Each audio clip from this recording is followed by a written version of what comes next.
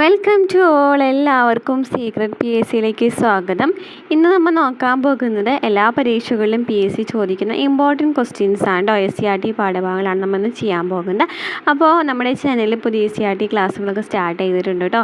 Revisions ചെയ്യുന്നുണ്ട്. അതുപോലെ തന്നെ കഴിഞ്ഞ പരീക്ഷകളിൽ പി എസ് സി ആവർത്തിച്ച ചോദ്യങ്ങൾ അതുമായി ബന്ധപ്പെട്ട എസ് സി ആർ ടി പാഠഭാഗങ്ങളൊക്കെ ചെയ്യുന്നുണ്ട്. അപ്പോൾ ക്ലാസ്സുകൾ ഇഷ്ടമാണെന്നുണ്ടെങ്കിൽ സപ്പോർട്ട് ചെയ്യാം കേട്ടോ. അപ്പോൾ നമുക്ക് ആദ്യത്തെ ക്വസ്റ്റ്യൻ നോക്കാം. ആദ്യം എന്താണ് നോക്കി, അഭിജ്ഞാന ശാകുന്തളം എഴുതിയതാരാണ്?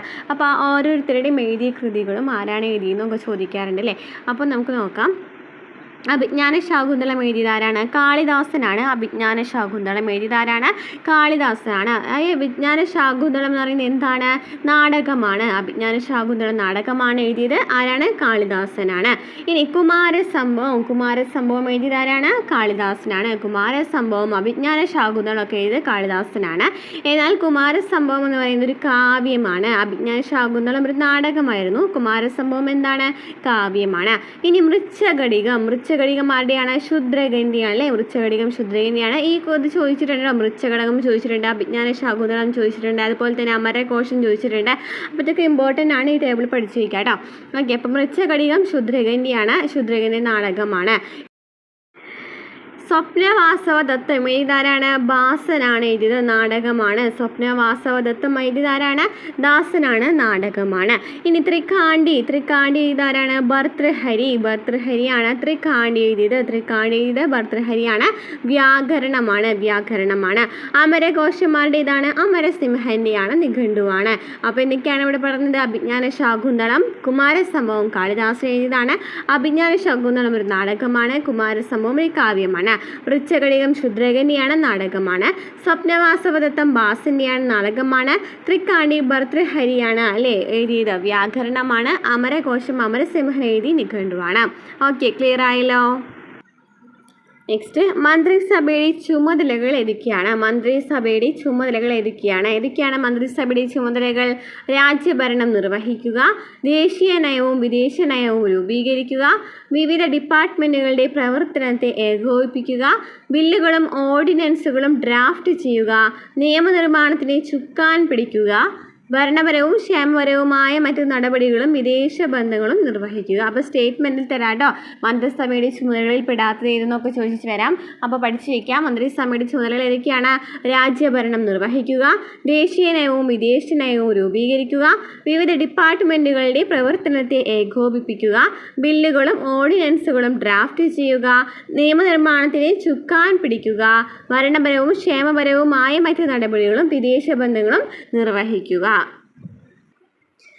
നെക്സ്റ്റ്, ഫിസിക്സിലെ അപവർത്തനവുമായി ബന്ധപ്പെട്ട് ചോദിക്കാറുണ്ട് അല്ലേ ക്വസ്റ്റ്യൻസ്. അതായത് ചില ഉദാഹരണങ്ങൾ തന്നിട്ട് അത് ഇതിൽ വരുന്നതാണെന്ന് ചോദിക്കുക. അപവർത്തനമാണ്, പൂർണ്ണാന്തര പ്രതിപദനാണെന്നൊക്കെ ചോദിക്കാറുണ്ട്. അപ്പോൾ നമുക്ക് നോക്കാം. അപവർത്തനം എന്ന് വെച്ചാൽ എന്താണ് അപവർത്തനം? ആദ്യം നോക്കാം. ഒരു മാധ്യമത്തിൽ നിന്ന് പ്രകാശിക സാന്ദ്രതയിൽ വ്യത്യാസമുള്ള മറ്റൊരു മാധ്യമത്തിലേക്ക് പ്രകാശം ചെരിഞ്ഞ് പ്രവേശിക്കുമ്പോൾ മാധ്യമങ്ങളുടെ വിഭജന തലത്തിൽ വെച്ച് അതിൻ്റെ ദിശയ്ക്ക് വ്യതിയാനമുണ്ടാകും. ഈ പ്രതിഭാസത്തെയാണ് അപവർത്തനം എന്ന് പറയുന്നത്. അതായത് എന്താ പറയുന്നത്? ഒരു മാധ്യമത്തിൽ നിന്ന് വേറൊരു മാധ്യമത്തിലേക്ക് കടക്കുകയാണ്. അപ്പോൾ എന്തായാലും സാന്ദ്രതയിൽ വ്യത്യാസം ഉണ്ടായിരിക്കില്ല. ഒരു മാധ്യമത്തിൻ്റെ സാന്ദ്രത തന്നെയായിരിക്കും മറ്റൊരു മാധ്യമത്തിൻ്റെ സാന്ദ്രത, അല്ലാതെ വ്യത്യാസം ഉണ്ടായിരിക്കും. അപ്പം അങ്ങനെ വ്യത്യാസമുള്ള കാരണം അവിടെ എന്ത് സംഭവിക്കുകയാണ്? മാധ്യമങ്ങളുടെ വിഭജന തലത്തിൽ വെച്ചിട്ട് ദിശയ്ക്ക് വ്യതിയാനം സംഭവിക്കുകയാണ്.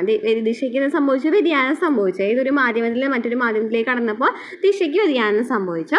അപ്പോൾ ആണ് നടക്കുന്ന പ്രതിഭാസത്തെയാണ് എന്ന് പറയുന്നത് അപവർത്തനം എന്ന് പറയുന്നത്. അപവർത്തനം എന്ന് വെച്ചാൽ ക്ലിയർ ആയല്ലോ. ഒരു മാധ്യമത്തിൽ നിന്ന് പ്രകാശിക സാന്ദ്രതയിൽ വ്യത്യാസമുള്ള മറ്റൊരു മാധ്യമത്തിലേക്ക് പ്രകാശം ചെരിഞ്ഞ് പ്രവേശിക്കുമ്പോൾ മാധ്യമങ്ങളുടെ വിഭജന തലത്തിൽ വെച്ച് അതിൻ്റെ ദിശയ്ക്ക് വ്യതിയാനം ഉണ്ടാകും. ഈ പ്രതിഭാസത്തെയാണ് എന്തെന്ന് പറയുന്നത്? അപവർത്തനം എന്ന് പറയുന്നത്.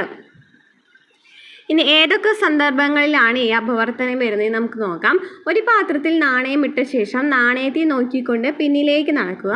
നാണയത്തെ ദൃശ്യം കണ്ണിൽ നിന്ന് അപ്രത്യക്ഷമാകുന്ന സമയത്ത് മറ്റൊരു കുട്ടിയോട് പാത്രത്തിലേക്ക് ജലം ഒഴിക്കാൻ ആവശ്യപ്പെടുക. ജലം ഒഴിച്ചപ്പോൾ നാണയത്തിൽ നിന്നും പ്രതിപദിച്ചു വരുന്ന പ്രകാശത്തിന് അപവർത്തനം സംഭവിച്ചിട്ട് കണ്ണിൽ പതിക്കുകയാണ്. അതുകൊണ്ട് നാണയം വീണ്ടും ദൃശ്യമാവാണ്. അതായത് എന്ത് സംഭവിക്കുന്നത്? ഒരു ജലത്തിലെ കുറച്ച് വെള്ളം ഒഴിച്ചിട്ട് ഒരു നാണയം ഇടാണ്. അപ്പോൾ കുറച്ച് നമ്മൾ പിന്നിലോട്ട് നീങ്ങി കുറച്ച് കഴിയുമ്പോൾ അത് അപ്രത്യക്ഷമാകും. ആ ഒരു സമയത്ത് തന്നെ വീണ്ടും കുറച്ചും കൂടി വെള്ളം ഒഴിക്കുകയാണെന്നുണ്ടെങ്കിൽ എന്ത് സംഭവിക്കും? അവിടെ അപവർത്തനം ഉണ്ടായി. അതായത് പ്രകാശം എന്ന് പറയുന്നത് പ്രതിപതിച്ചിട്ട് വീണ്ടും ആ ഒരു നാണയം ദൃശ്യമാവാണ് ചെയ്യുന്നത്. അതെന്ന് പറയുന്നത് ഒരു അപവർത്തനത്തിൻ്റെ എക്സാമ്പിളാണ്. അതുപോലെ തന്നെ ടെക്സ്റ്റ് ബുക്കിലെ അക്ഷരങ്ങൾക്ക് മുകളിൽ ഗ്ലാസ് സ്ലാബ് വെക്കുമ്പോൾ അക്ഷരങ്ങൾ ഉയർന്നിരിക്കുന്നതായിട്ട് തോന്നാം. കുറേ തോന്നലുകളൊക്കെ കൂടുതലും അപവർത്തനവുമായിട്ട് ബന്ധപ്പെട്ടിട്ടാണ് വരാറ്. അപ്പോൾ ടെക്സ്റ്റ് ബുക്കിൽ അക്ഷരങ്ങൾക്ക് മുകളിൽ ഗ്ലാസ് സ്ലാബ് വെക്കുമ്പോൾ അക്ഷരങ്ങൾ ഉയർന്നിരിക്കുന്നതായി തോന്നുന്നു. അതുപോലെ ട്രഫിലെ വെള്ളത്തിനടിയിൽ സ്ഥിതി ചെയ്യുന്ന ഒരു നാണയം ഒരു വശത്ത് നിന്ന് നോക്കിക്കൊണ്ട് എടുക്കാൻ ശ്രമിക്കുക. നാണയം എളുപ്പത്തിൽ എടുക്കാൻ കഴിയുമോ? കാരണം എന്തായിരിക്കും? അപവർത്തനം സംഭവിച്ച കാരണമായിരിക്കും. ഒരു ജലാശയത്തിനടുത്തിട്ട് അകലയിൽ നിന്ന് നോക്കുമ്പോൾ അടുത്ത് നിന്ന് നോക്കുമ്പോൾ കാണുന്നതിനേക്കാളും കൂടുതൽ ഉയർന്നതായിട്ട് തോന്നും. അതെന്താണ്? അപവർത്തനമാണ്. അമ്പെയ്ത് മീൻ പിടിക്കുന്നവർ മീനെ കാണുന്നിടത്തു നിന്നല്ല അല്പം താഴേക്കാണ് അമ്പെയ്യുന്നത്. കാരണം എന്താണ്? അവിടെ അപവർത്തനം സംഭവിച്ച കാരണമാണ്. അപ്പോൾ ഇതൊക്കെ അപവർത്തനത്തിൻ്റെ എക്സാമ്പിൾസ് ആണ്. ക്ലിയർ ആയല്ലോ? അതുപോലെ തന്നെ നക്ഷത്രങ്ങൾ മിന്നുന്നതായിട്ട് തോന്നുന്നു എന്താണ്? അന്തരീക്ഷത്തിലെ അപവർത്തനമാണ്. നക്ഷത്രങ്ങൾ മിന്നുന്നതായിട്ട് തോന്നുന്നതും എന്താണ്? അപവർത്തനമാണ്. നക്ഷത്രങ്ങൾ മിന്നുന്നതായിട്ട് ചോദിക്കുന്നത് എല്ലാ ക്വസ്റ്റ്യൻ പേപ്പറിലും കാണുന്നത് കേട്ടോ. ഇനി എന്താണ് മെറ്റബോളിസം എന്ന് പറയുന്നത്? മെറ്റബോളിസം എന്ന് പറയുന്നത് എന്താണ്? മെറ്റബോളിസം എന്ന് വെച്ചാൽ എന്താണ്? ബയോമോളിക്യൂളുകളും മറ്റനവധി രാസഘടകങ്ങളും ചേർന്ന് നടത്തുന്ന പ്രവർത്തനങ്ങളിലൂടെയാണ് ജീവലക്ഷണങ്ങളൊക്കെ പ്രകടമാകുന്നത്. ഒരു ജീവിയിൽ നടക്കുന്ന അത്തരം രാസപ്രവർത്തനങ്ങളെയാണ് മെറ്റബോളിസം എന്ന് പറയുന്നത്. ഇത് ബയോമോളിക്യൂൾസും മറ്റു പ്രവർത്തനങ്ങളെല്ലാം കൂടിയിട്ട് ഒരു ജീവിയിൽ നടക്കുന്ന പ്രവർത്തനത്തെയാണെന്ന് പറയുന്നത് മെറ്റബോളിസം എന്ന് പറയുന്നത്. എന്താണ് അപ്പോൾ ബയോമോളിക്യൂൾസ് വെച്ചാൽ എന്താണ്? ബയോമോളിക്യൂൾസ് വെച്ചാൽ എന്താണെന്ന് നോക്കിയേ. ബയോമോളിക്യൂൾസ് എന്ന് പറയുന്നത് നമ്മുടെ ശരീരത്തിലുള്ള ബയോമോളിക്യൂൾസ് ആണ്. കാർബോഹൈഡ്രേറ്റുകൾ, ലിപ്പിഡുകൾ, പ്രോട്ടീനുകൾ, ന്യൂക്ലിക് ആസിഡുകൾ. എന്തൊക്കെയാണ്? Carbohydrate, lipids, proteins, nucleic acid. ഇനി കാർബോഹൈഡ്രേറ്റുകളിൽ വരുന്നത് ഏതൊക്കെയാണ്? Glucose, fructose, sucrose, starch, cellulose എന്നിവയൊക്കെ എന്താണ്? കാർബോഹൈഡ്രേറ്റുകളാണ്. Glucose, fructose, sucrose, starch, cellulose എന്നിവയൊക്കെ എന്താണ്? കാർബോഹൈഡ്രേറ്റുകളാണ്. ഇനി ലിപ്പിഡുകൾ എന്ന് വെച്ചാൽ എന്താണ്? കൊഴുപ്പുകളും എണ്ണകളുമാണ് ലിപ്പിഡുകൾ. എന്താണ്? കൊഴുപ്പുകളും എണ്ണകളാണ് ലിപ്പിഡ്സ്. ഇനി പ്രോട്ടീൻസ് എന്ന് പറയുന്നത് എന്താണ്? എൻസൈംസ്, ഹോർമോൺസ്, ആൻറ്റിബോഡീസ് ഒക്കെ എന്താണ്? പ്രോട്ടീൻസ് ആണ്. പ്രോട്ടീനുകൾ ഏതൊക്കെയാണ്? എൻസൈമുകൾ, ഹോർമോണുകൾ, ആൻറ്റിബോഡികൾ. ഇനി ന്യൂക്ലിക് ആസിഡുകൾ ഏതൊക്കെയാണ്? DNA, RNA ഒക്കെയാണ് ന്യൂക്ലിക് ആസിഡുകൾ. അപ്പോൾ എന്തൊക്കെയാണ് പറഞ്ഞത്? കാർബോഹൈഡ്രേറ്റുകളാണ്. Glucose, fructose, sucrose, starch, cellulose. ലിപ്പിഡുകളാണ് കൊഴുപ്പുകൾ, എണ്ണകൾ, എൻസൈമുകൾ. കൊഴുപ്പുകൾ, എണ്ണകളാണ് ലിപ്പിഡ്സിൽ വരുന്നത്. പ്രോട്ടീൻസിൽ വരുന്നത് എന്താണ്? Enzymes, hormones, antibodies. ന്യൂക്ലിക് ആസിഡുകളിൽ വരുന്നത് എന്തൊക്കെയാണ്? DNAയും RNAയും ആണ്. അപ്പോൾ ഇങ്ങനെ ബയോമോളിക്യൂൾസും ബാക്കി എല്ലാ പ്രവർത്തനങ്ങളും കൂടിയിട്ട് മറ്റനവധി രാസഘടകങ്ങളൊക്കെ കൂടിയിട്ട് ഒരുമിച്ച് പ്രവർത്തിക്കുക ഒരു ജീവിയിൽ. അതിനെയാണ് എന്ന് പറയുന്നത് മെറ്റാബോളിസം എന്ന് പറയുന്നത്. ഈ മെറ്റാബോളിസത്തെ നമുക്ക് രണ്ടായിട്ട് ഡിവൈഡ് ചെയ്യാനായിട്ട് പറ്റും. എന്തൊക്കെയാണ്? അനാബോളിസം എന്നും കാറ്റബോളിസം എന്നും ഡീറ്റെയിൽ ആയിട്ട് ഡിവൈഡ് ചെയ്യാനായിട്ട് പറ്റും. ഇതിനെക്കുറിച്ച് ഡീറ്റെയിൽ ആയിട്ട് നമ്മൾ ഓൾറെഡി SCERT ക്ലാസ്സുകളൊക്കെ നമ്മൾ എടുത്തിട്ടുണ്ട് കേട്ടോ. അപ്പോൾ 9ാം ക്ലാസ്സിൽ SCERT ക്ലാസ്സുകളിൽ പോയി കാണാം. അപ്പോൾ എന്താണ് അനാബോളിസം എന്ന് പറഞ്ഞു? നമ്മൾ കാറ്റബോളിസം എന്ന് പറഞ്ഞു അല്ലേ? അനാബോളിസം എന്നും കാറ്റബോളിസം എന്നും രണ്ടായിട്ട് ഡിവൈഡ് ചെയ്യുന്നുണ്ട്. അനാബോളിസം എന്ന് വെച്ചാൽ എന്താണ്? പ്രോട്ടീൻ തന്മാത്രകളൊക്കെ കൂട്ടിച്ചേർക്കലാണ് എന്തിൽ വരുന്നത്? അനാബോളിസം എന്ന് പറയുന്നത്. തന്മാത്രകൾ കൂട്ടിച്ചേർക്കൽ അല്ലെങ്കിൽ പ്രോട്ടീൻസ് കൂട്ടിച്ചേർക്കുക എന്ന് പറയാം. അപ്പോൾ ഇങ്ങനെ കൂട്ടിച്ചേർക്കുമ്പോൾ അതായത് ഫോർ എക്സാമ്പിൾ പറയുകയാണെങ്കിൽ കാർബൺ ഡൈ ഓക്സൈഡും ജലവും ഉപയോഗിച്ചിട്ട് എന്ത് സംഭവിക്കുന്നുണ്ട്? സസ്യങ്ങൾ ഗ്ലൂക്കോസ് നിർമ്മിക്കുന്നുണ്ട്. അപ്പോൾ ഇതെന്ന് പറയുന്നത് എന്താണ്? കൂടിച്ചേർക്കുക അല്ലേ? കാർബൺ ഡൈ ഓക്സൈഡ്, ജലം ഉപയോഗിച്ച് സസ്യങ്ങൾ ഗ്ലൂക്കോസ് നിർമ്മിക്കുകയാണ് ചെയ്യുന്നത്. അപ്പം നമുക്ക് അവിടെ എന്ത് ചെയ്ത് ഒരുമിച്ച് യോജിപ്പിച്ചു അല്ലേ? ഇനി പ്രോട്ടീൻ വിഘടനം, കാറ്റബോളിസം എന്ന് പറയുന്നത് പ്രോട്ടീൻ വിഘടനമാണ്. പ്രോട്ടീൻ വിഘടിച്ച് അമിനോ ആസിഡുകളായിട്ട് മാറുന്നു. വിഘടനം നടക്കുന്നില്ലേ? പ്രോട്ടീൻ വിഘടിച്ചിട്ട് അമിനോ ആസിഡുകളായിട്ട് മാറുന്നു. അപ്പോൾ എന്താണ് പറയുന്നത്? മെറ്റാബോളിസത്തെ നമ്മൾ രണ്ടായിട്ട് ഡിവൈഡ് ചെയ്തു. അനാബോളിസം എന്നും കാറ്റബോളിസം എന്നും. അനാബോളിസം എന്ന് വെച്ചാൽ പ്രോട്ടീൻ തന്മാത്രകൾ കൂട്ടിച്ചേർക്കലാണ്. അതായത് പ്രോട്ടീൻ അല്ല, തന്മാത്രകൾ കൂട്ടിച്ചേർക്കലാണ്. കാർബൺ ഡൈ ഓക്സൈഡും ജലം ഉപയോഗിച്ച് സസ്യങ്ങൾ ഗ്ലൂക്കോസ് നിർമ്മിക്കുകയാണ് അനാബോളിസത്തിൽ ചെയ്യുന്നത്. കാറ്റബോളിസം എന്ന് വെച്ചാൽ പ്രോട്ടീൻ വിഘടനമാണ്. പ്രോട്ടീൻ വിഘടിച്ച് അമിനോ ആസിഡുകളായിട്ട് മാറുന്നതാണ് കാറ്റബോളിസം. ക്ലിയർ ആയല്ലോ? നെക്സ്റ്റ് ക്വസ്റ്റ്യൻ ഇതുപോലെ തന്നെ പ്രധാന സാഹിത്യ കൃതികളും രചയിതാക്കളാണ്. എല്ലാ ക്വസ്റ്റ്യൻ പേപ്പറിലും കാണുന്നതാണ്. ഇതിൽ ഏതെങ്കിലും ഒരു ഭാഗത്തിന് ഒരു ക്വസ്റ്റ്യൻ എന്തായാലും ഉറപ്പാണ് കേട്ടോ. അപ്പോൾ നമുക്ക് നോക്കാം. തമിഴിൽ എഴുതിയിട്ടുള്ളതാണ് 4000 ദിവ്യപ്രബന്ധം തിരുമുറൈകൾ എന്ന് പറയുന്ന തമിഴിലുള്ള കൃതികളാണ്. 4000 ദിവ്യപ്രബന്ധം തിരുമുറൈകൾ. ഈ 4000 ദിവ്യപ്രബന്ധം എഴുതിയത് ആഴ്വാർമാരും തിരുമുറൈകൾ എഴുതിയത് നായനാർമാരാണ്. ഇതിൽ കൂടുതലായിട്ട് ചോദിക്കുന്നത് കണ്ടിട്ടുള്ളത് മലയാളത്തിലെ മുഹിയുദ്ദീൻ മാല, മലയാളത്തിലുള്ള എല്ലാം ചോദിച്ചിട്ട് കണ്ടിട്ടുണ്ട്. അതുപോലെ തന്നെ ബംഗാളിൽ ബംഗാളിലുള്ള ഗീതാ ഗോവിന്ദം ചോദിച്ച് കണ്ടിട്ടുണ്ട് കേട്ടോ. അതൊക്കെ എപ്പോഴും റിപ്പീറ്റഡ് ആയിട്ട് വരുന്നതാണ്. അപ്പോൾ ഇതിൽ നിന്ന് നമുക്ക് ചേരുമടി ചേർക്കാൻ വേണ്ടി ഈ ഒരു ടേബിൾ തന്നെ എടുക്കാൻ ചാൻസ് ഉണ്ട്. അപ്പോൾ പഠിച്ചു വയ്ക്കുക. തമിഴിൽ 4000 ദിവ്യപ്രബന്ധം എഴുതിയത് ആഴ്വാർമാരാണ്. തിരുമുറൈകൾ എഴുതിയത് നായനാർമാരാണ്. ഇനി കന്നഡയിലാണ് വചനങ്ങൾ എഴുതിയതാരാണ്? ബസവണ്ണ, അക്ക മഹാദേവി, അല്ലമ്മ പ്രഭു. കന്നഡയിലെ വചനങ്ങൾ എഴുതിയതാരാണ്? ബസവണ്ണ, അക്ക മഹാദേവി, അല്ലമ്മ പ്രഭു. തെലുങ്കിലെ മഹാഭാരത വിവർത്തനം എഴുതിയതാരാണ്? നന്നയ്യ, തിക്കണ്ണ, യര പ്രഗത. തെലുങ്കിലെ മഹാഭാരത വിവർത്തനം എഴുതിയതാരാണ്? നന്നയ്യ, തിക്കണ്ണ, യര പ്രഗത. ഇനി ബംഗാളിയിലെ ഗീതാ ഗോവിന്ദം എഴുതിയത് ജയദേവനാണ്. എപ്പോഴും റിപ്പീറ്റഡ് ആണ്. ബംഗാളിലെ ഗീതാ ഗോവിന്ദം എഴുതിയത് ജയദേവനാണ്. ഹിന്ദിയിലെ പത്മാവതി എഴുതിയതാരാണ് ചോദിച്ചിട്ടുണ്ട് കേട്ടോ. ഹിന്ദിയിലെ പത്മാവതി എഴുതിയതാരാണ്? മാലിക് മുഹമ്മദ് ജെയ്സി ആണ് ഹിന്ദിയിലെ പത്മാവതി എഴുതിയത്. മാലിക് മുഹമ്മദ് ജെയ്സി. ഇനി മലയാളത്തിൽ ജ്ഞാനപ്പാന എഴുതിയതാരാണ്? പൂന്താനമാണ്. ജ്ഞാനപ്പാന പൂന്താനം. അധ്യാത്മരാമായണം കിളിപ്പാട്ട് എഴുതിയതാരാണ്? തുഞ്ചത്ത് രാമാനുജൻ. എഴുത്തച്ഛനാണ്. മുഹ്യിദ്ദീൻ മാലാരാണ്? ഗാസി മുഹമ്മദാണ്. അപ്പോൾ 4000 ദിവ്യപ്രബന്ധം എഴുതിയത് ആഴ്വാർമാർ, തിരുമുറൈകൾ എഴുതിയത് നായനാർമാർ, കന്നഡ വചനങ്ങൾ ബസവണ്ണ, അക്ക മഹാദേവി, അല്ലിമ പ്രഭുവും കൂടി ചേർന്ന് എഴുതി. തെലുങ്കിലെ മഹാഭാരത വിവർത്തനം നന്നയ്യ, തിക്കണ്ണ, യരപ്രഗത എഴുതി. ബംഗാളിലെ ഗീതാ ഗോവിന്ദം ജയദേവൻ എഴുതി. ഹിന്ദിയിലെ പത്മാവതി മാലിക് മുഹമ്മദ് ജെയ്സി എഴുതി. മലയാളത്തിൽ ജ്ഞാനപ്പാന പൂന്താനം, അധ്യാത്മരാമായണം കിളിപ്പാട്ട്, തുഞ്ചത്ത് രാമാനുജൻ. എഴുത്തച്ഛൻ മുഹ്യിദ്ദീൻ മാല, ഗാസി മുഹമ്മദ്. ക്ലിയർ ആയല്ലോ? ഇനി ഭരണഘടനയുടെ ധർമ്മങ്ങൾ ഏതൊക്കെയാണ്? ഭരണഘടനയുടെ ധർമ്മങ്ങൾ എന്ന് പറയുന്നത് നിയമത്തിൻ്റെ വ്യവസ്ഥ, സ്രോതസ്സ് എന്നതിന് പുറമെ മറ്റേതെല്ലാം ധർമ്മങ്ങളാണ് ഭരണഘടന നിർവഹിക്കുന്നത്? നമുക്ക് നോക്കാം. ഏതൊക്കെയാണ്? നാനാത്വത്തിൽ ഏകത്വം സംരക്ഷിക്കുന്നുണ്ട്. അതുപോലെ തന്നെ എന്താണ്? ഭരണ സംവിധാനങ്ങൾ, രാജ്യത്തെ എല്ലാ ഭരണ സംവിധാനങ്ങളിലും ഭരണഘടനയ്ക്ക് വിധേയമായാണ് പ്രവർത്തിക്കുന്നതെന്ന് ഉറപ്പുവരുത്തുന്നു. പൗരരുടെ അവകാശങ്ങളും കടമകളും സ്ഥാപിക്കുന്നു. ഗവൺമെന്റിന്റെ അധികാരങ്ങളും പരിമിതികളും വ്യക്തമാക്കുന്നു. രാജ്യത്തിന്റെ അടിസ്ഥാന മൂല്യങ്ങളും ആദർശങ്ങളും നിർവചിക്കുന്നു. സ്വേച്ഛാധിപത്യത്തിനും അധികാര ദുർവിനിയോഗത്തിനും എതിരായ സംരക്ഷണ കവചമായി പ്രവർത്തിക്കുന്നു.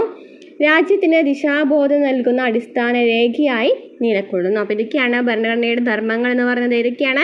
നാനാത്വത്തിൽ ഏകത്വം സംരക്ഷിക്കുന്നു. രാജ്യത്തെ എല്ലാ ഭരണ സംവിധാനങ്ങളും ഭരണഘടനയ്ക്ക് വിധേയമാണ് പ്രവർത്തിക്കുന്നതെന്ന് ഉറപ്പുവരുത്തുന്നു. പൗരരുടെ അവകാശങ്ങളും കടമകളും സ്ഥാപിക്കുന്നു. ഗവൺമെന്റിന്റെ അധികാരങ്ങളും പരിമിതികളും വ്യക്തമാക്കുന്നു. രാജ്യത്തിന്റെ അടിസ്ഥാന മൂല്യങ്ങളും ആദർശങ്ങളും നിർവചിക്കുന്നു. സ്വേച്ഛാധിപത്യത്തിനും അധികാര ദുർവിനിയോഗത്തിനും എതിരായ സംരക്ഷണ കവചമായി വർത്തിക്കുന്നു.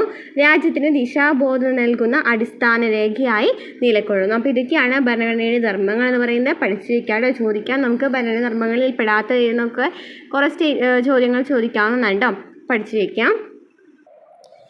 ഇനി നമ്മൾ നോക്കാൻ പോകുന്നത് ഭൂമിയുടെ ഘടനയാണ്. ഭൂമിയുടെ ഘടനയിൽ നിന്ന് ചോദിക്കാറുണ്ട്. നിഫ എന്ന് പറയുന്നത് ഏതൊക്കെ മൂലകങ്ങൾ ചേർന്നാണൊക്കെ ചോദിക്കാറുണ്ട്. അപ്പോൾ നമുക്ക് നോക്കാം ഭൂമിയുടെ ഘടന നമുക്ക് നോക്കാം.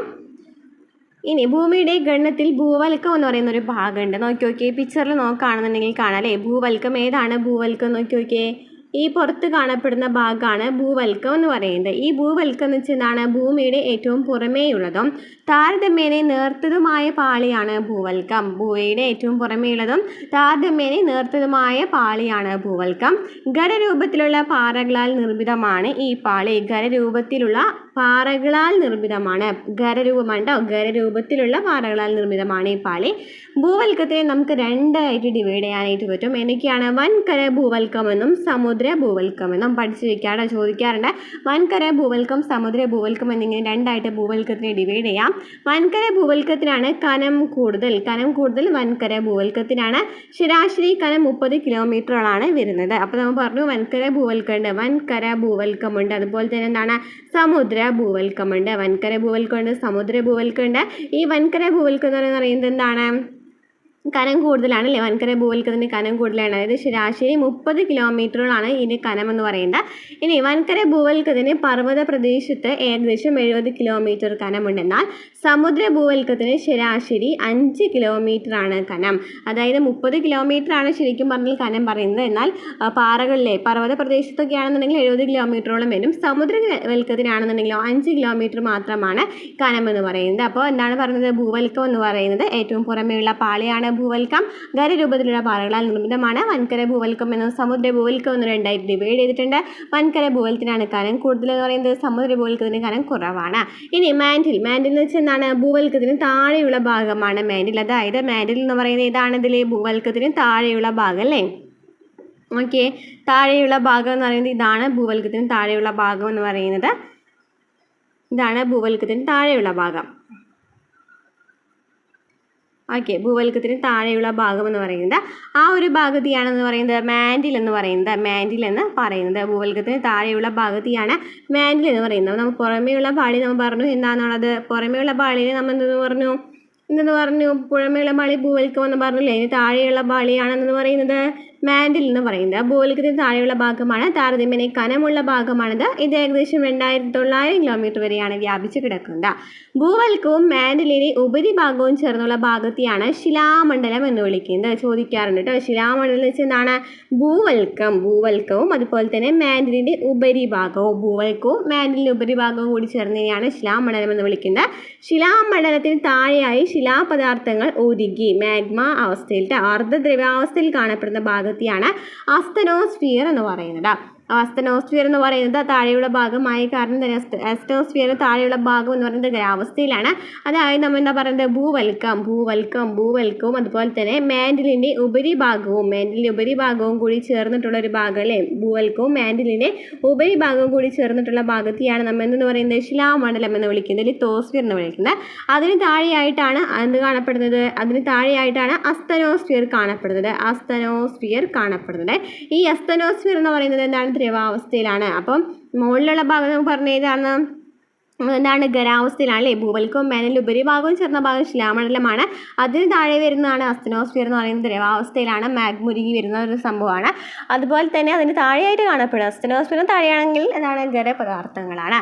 നെക്സ്റ്റ് കാമ്പ്. കോർ എന്ന് വെച്ചാൽ എന്താണ് കാമ്പ്? മാൻഡിലിന് താഴെയുള്ള ഭാഗമാണ് ക്യാമ്പ്. മാൻഡിൽ എന്ന് പറയുന്നത് ഇതാണ് നമ്മൾ പറഞ്ഞു. ഇതിന് താഴെയുള്ള ഭാഗം, ഇതിന് താഴെയുള്ള ഭാഗത്തെയാണെന്ന് പറയുന്നത്, താഴെയുള്ള ഭാഗത്തെയാണ് ക്യാമ്പ് എന്ന് പറയുന്നത്. ഓക്കെ ആണല്ലോ, ക്യാമ്പ് എന്ന് പറയുന്നത്. അപ്പോൾ ഭൂവൽക്കം എന്ന് വെച്ചാൽ നമ്മൾ പറഞ്ഞു പുറമേയുള്ള പാളി അല്ലേ? പുറമേയുള്ള പാളിയാണ് ഭൂവൽക്കം എന്ന് പറയുന്നത്. അതിന് താഴെയായിട്ട് കാണപ്പെടുന്ന ഒരു ഭാഗത്തെയാണെന്ന് പറയുന്നത് മാൻഡിൽ എന്ന് പറയുന്നത്. ഇവിടെ നമ്മൾ പറഞ്ഞു അസ്തനോസ്ഫിയർ ഉണ്ട്, ലിത്തോസ്ഫിയർ ഉണ്ട്. ഇതിന് മുകളിൽ കാണപ്പെടുന്ന ലിത്തോസ്ഫിയർ എന്നും ഇതിന് താഴെയായിട്ട് കാണപ്പെടുന്നതാണ് അസ്തനോസ്ഫിയർ ആണെന്നും പറഞ്ഞു. അതുപോലെ തന്നെ താഴെ കാണപ്പെടുന്ന ഈ ഒരു ഭാഗത്തെയാണ് നമ്മൾ എന്തെന്ന് പറയുന്നത്? ഈ ഒരു ഭാഗത്തെയാണ് നമ്മൾ എന്തെന്ന് പറയുന്നത്? കാമ്പ് എന്ന് പറയുന്നത്. മാൻഡിലിന് താഴെയുള്ള ഭാഗമാണ് കാമ്പ്. കാമ്പിന് പുറക്കാമ്പ്, അകക്കാമ്പ് എന്നീ രണ്ട് ഭാഗങ്ങളാണുള്ളത്. അപ്പോൾ കാമ്പിനും എന്തുണ്ട്? പുറക്കാമ്പുണ്ട്, അകക്കാമ്പുണ്ട്. പുറക്കാമ്പ് ദ്രവാവസ്ഥയിലും അകക്കാമ്പ് ഖരാവസ്ഥയിലുമാണ്. പുറക്കാമ്പ് ദ്രവാവസ്ഥയിലാണ്, അകക്കാമ്പ് ഖരാവസ്ഥയിലാണ്. കാമ്പ് മുഖ്യമായിട്ടും നിക്കൽ, ഇരുമ്പ് എന്നീ ലോഹങ്ങളാൽ രൂപം കൊണ്ടതാണ്. കാമ്പ് എന്ന് പറയുന്നത് നിക്കലും ഇരുമ്പും എന്നീ ലോഹങ്ങളാൽ രൂപം കൊണ്ടതാണ്. അതിനാൽ കാമ്പിനെ നിഫ എന്ന് വിളിക്കുന്നുണ്ട്. അത് ചോദിക്കാറുണ്ട്. അപ്പോൾ കാമ്പിനെയാണെന്ന് വിളിക്കുന്നത് നിഫ എന്ന് വിളിക്കുന്നത്. നിഫ എന്ന് വിളിക്കുന്ന കാരണം എന്താണ്? നിക്കലും ഫെറവും അല്ലേ? അതായത് നിക്കലും അയോണും കൂടി ചേർന്നിട്ടുള്ള ഒരു ഭാഗമാണ്. അതേ കാരണം തന്നെ കാമ്പിനെ നിഫ എന്ന് വിളിക്കാറുണ്ട്. അത് കാമ്പിനെ ചൂട് ഏകദേശം 5500 ഡിഗ്രി സെൽഷ്യസ് ആണ്. 5500 ഡിഗ്രി സെൽഷ്യസ് ആണ്. അപ്പോൾ ഇതിൽ എന്താണ്? പുറക്കാമ്പുണ്ട്, അകക്കാമ്പുണ്ടെന്ന് പഠിച്ചിരിക്കുക. പുറക്കാമ്പ് എന്ന് പറയുന്നത് എന്താണ്?